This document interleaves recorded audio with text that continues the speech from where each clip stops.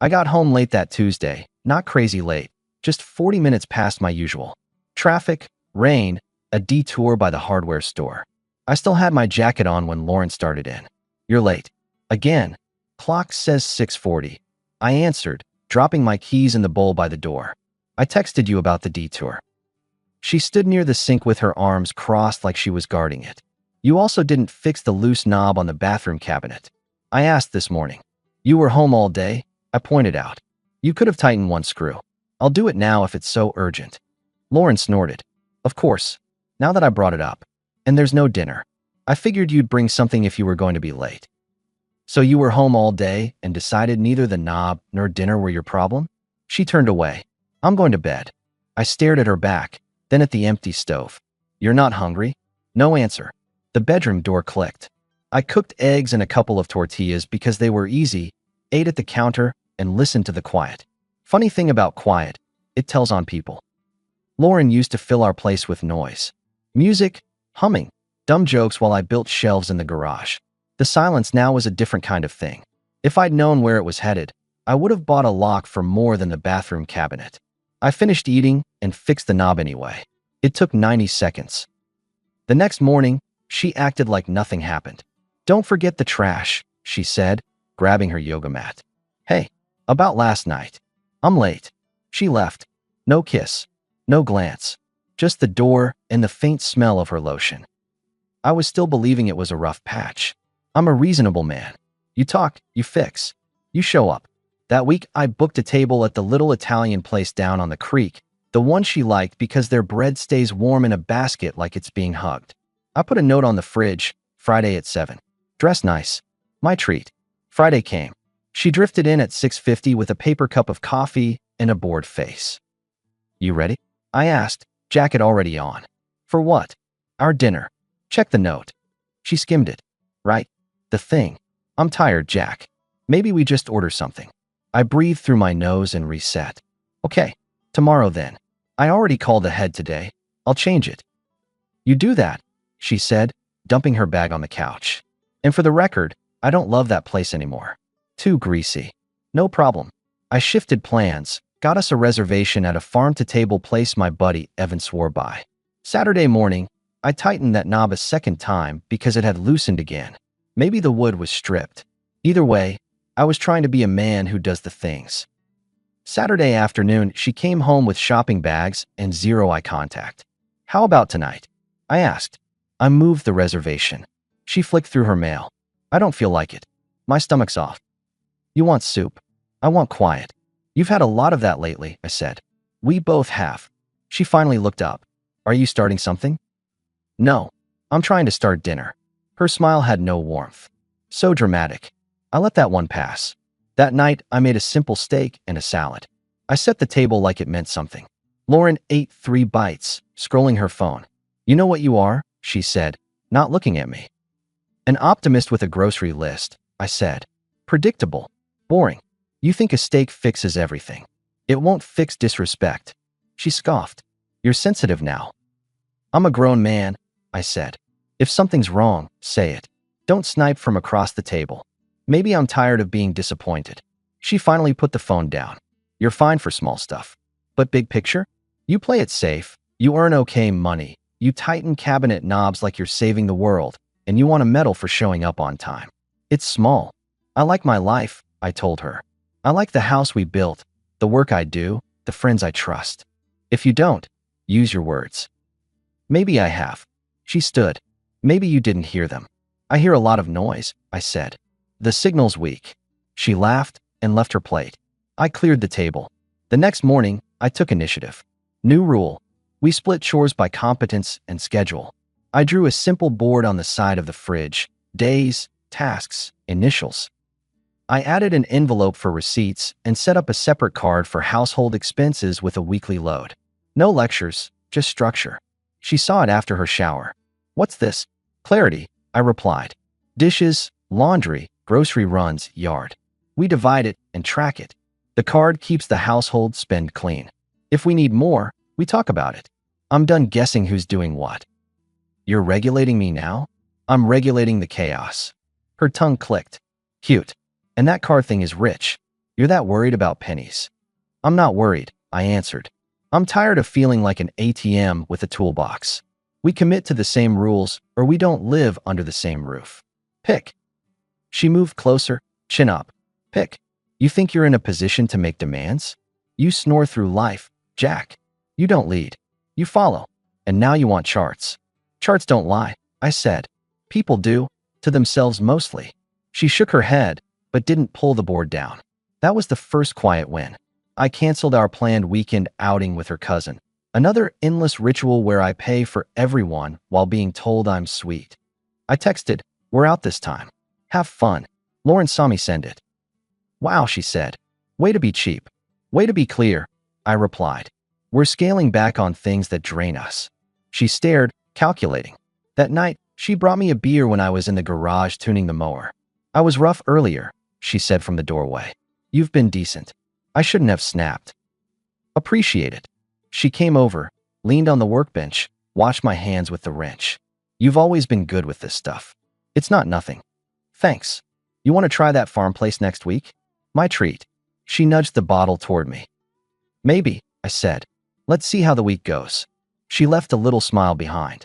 That was the first softening, and I'd be lying if I said it didn't land. But it felt like a weather pattern, not a climate. Monday, different weather. She started copying me on text to her friend Jules about me, finally trying to act like a man. Not an accident. She wanted me to see it. I stepped into the kitchen.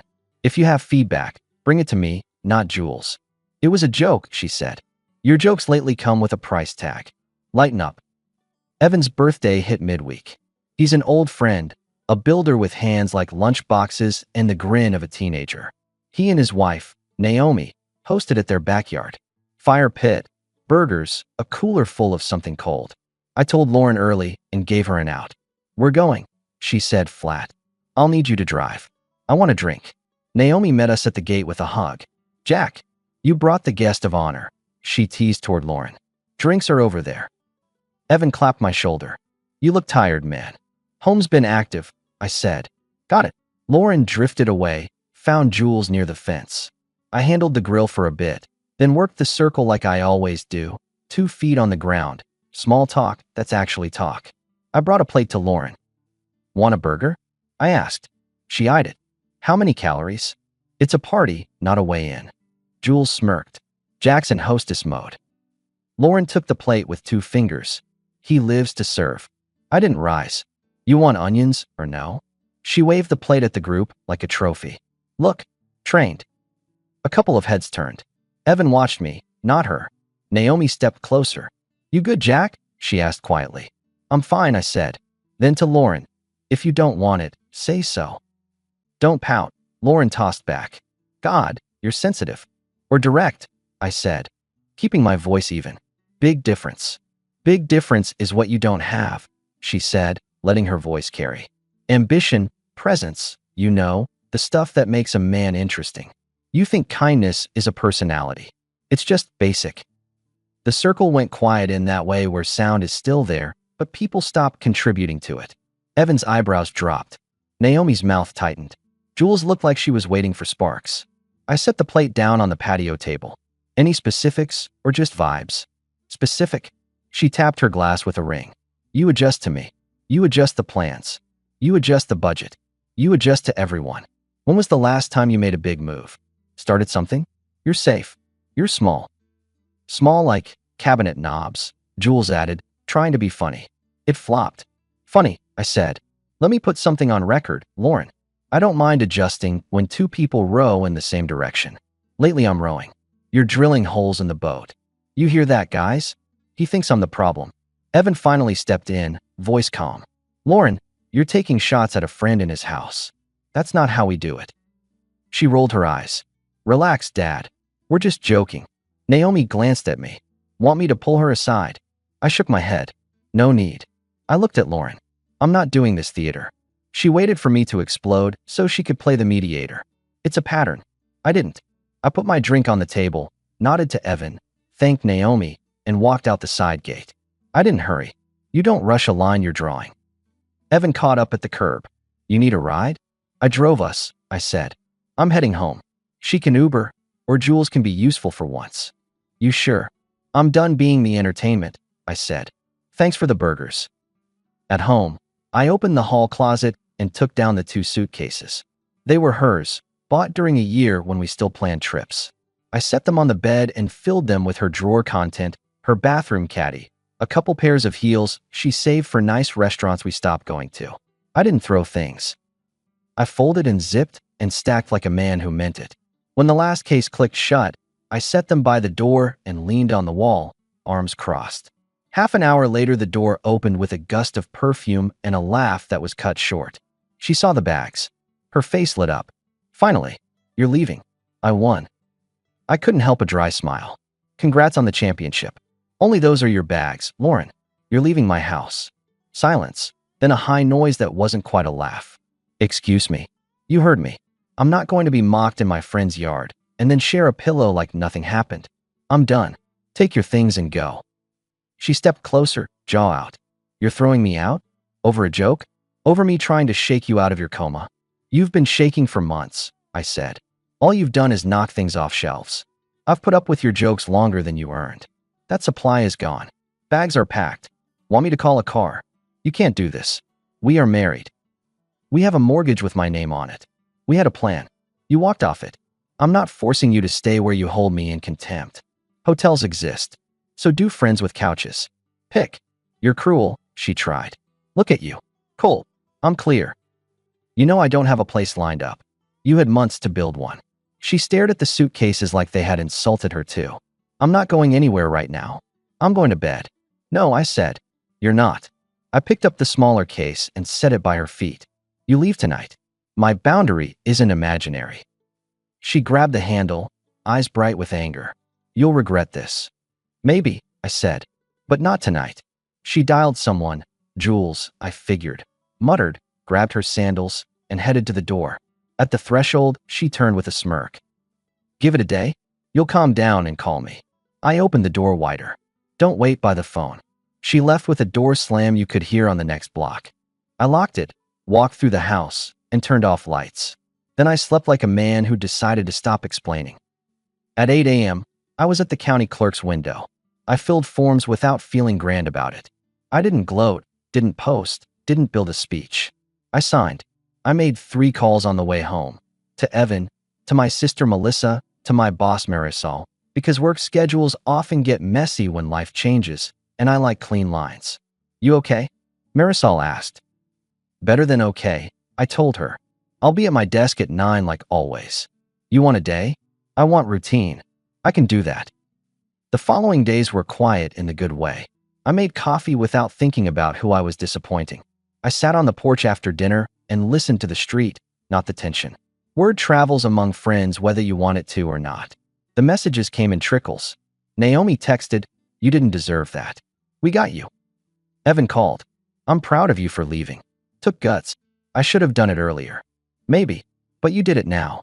2 days later, Jules posted a story at some wine bar with Lauren, captions about fresh starts and choosing happiness. Fine. Choose away. I kept my part moving.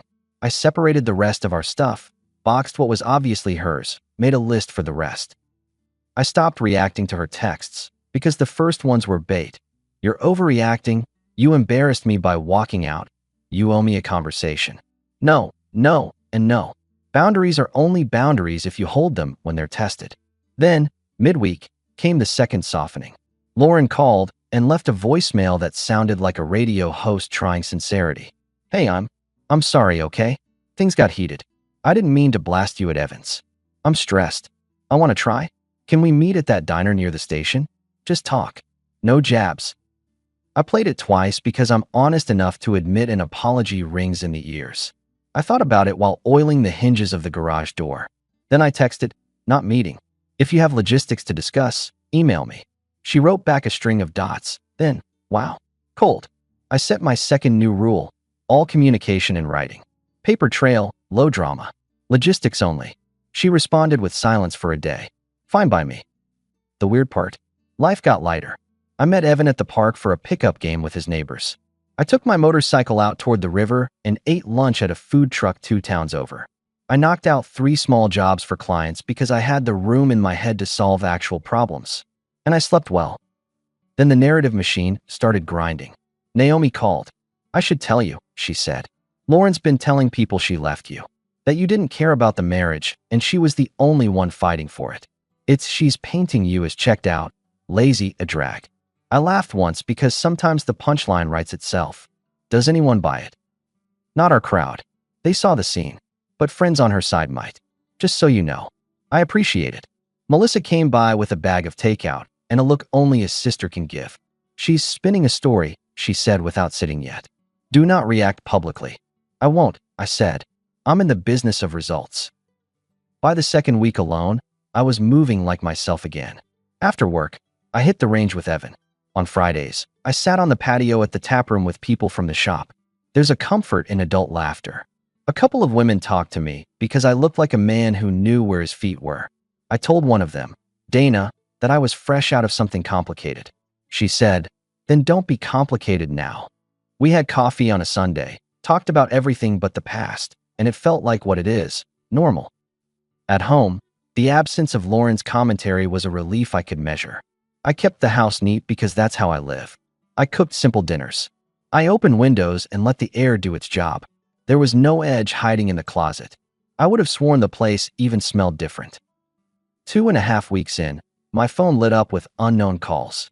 I ignored them. Then my email pinged. We need to meet. You can't avoid me forever.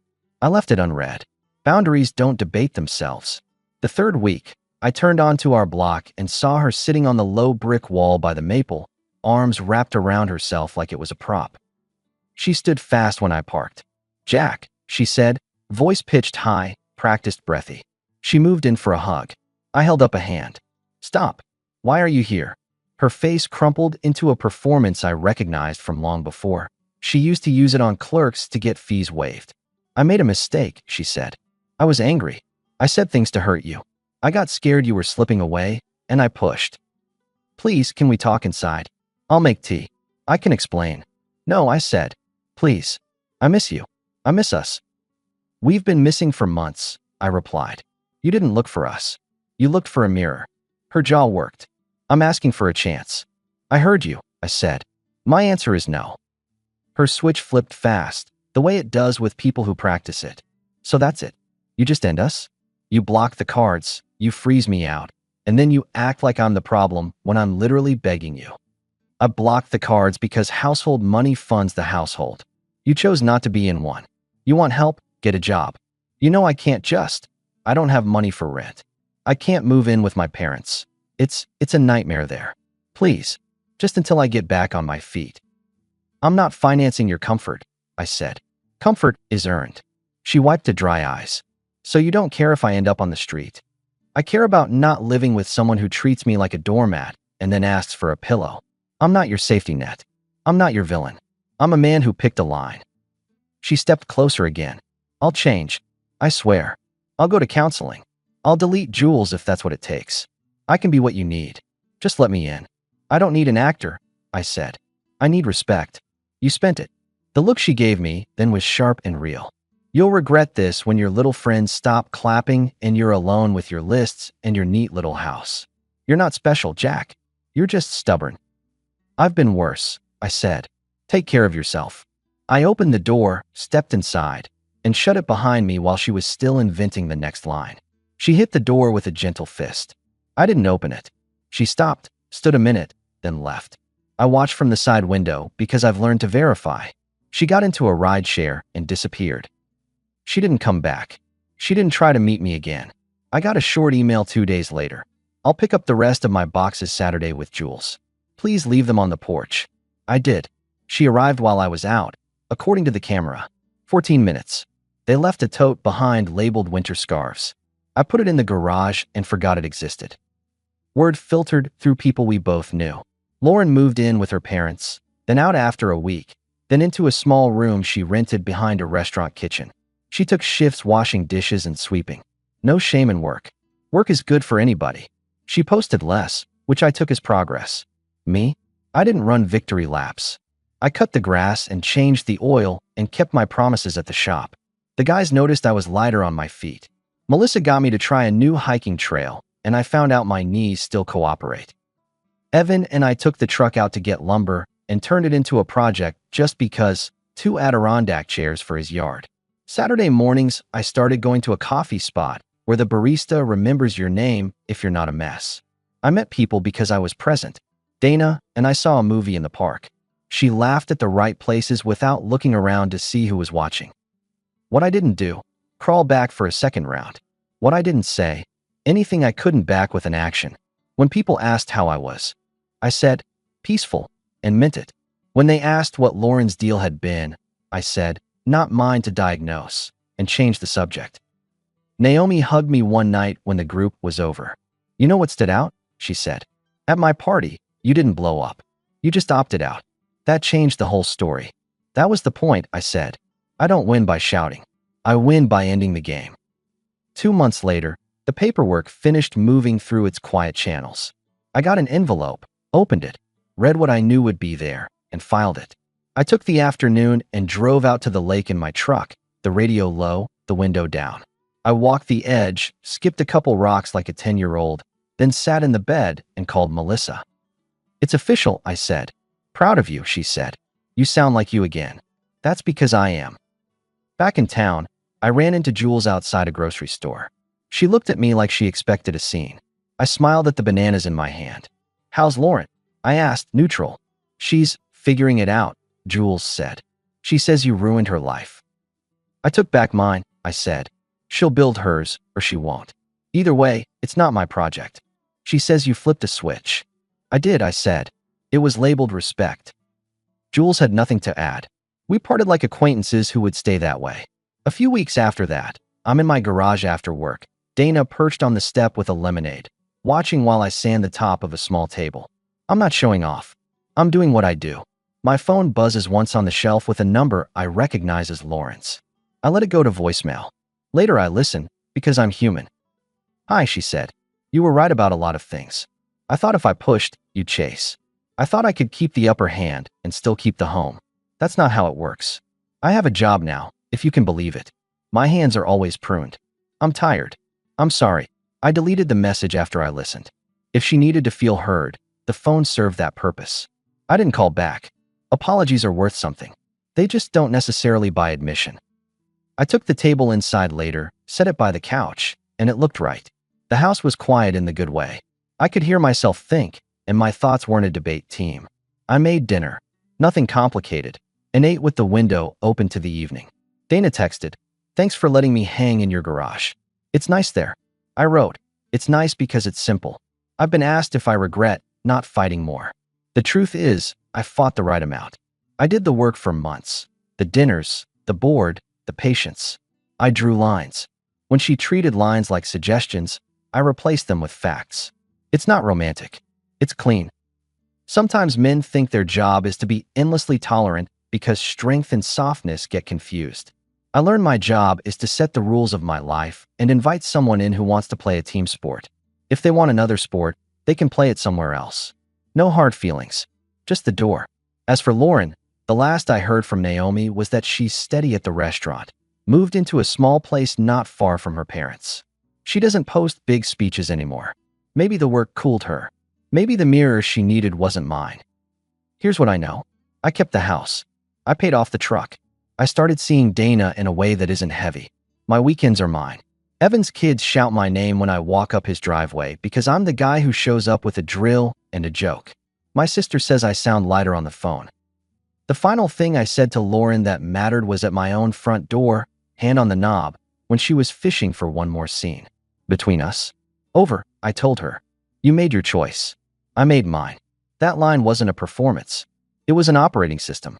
It still is. And here's the part people never talk about. You don't have to hate someone to stop letting them run your life. You just have to stop supplying the stage. Turn off the lights. Pack the bags. Hold the door. Then walk back to your kitchen, cook your eggs, and tighten the cabinet knob because it needs it, not because anyone clapped.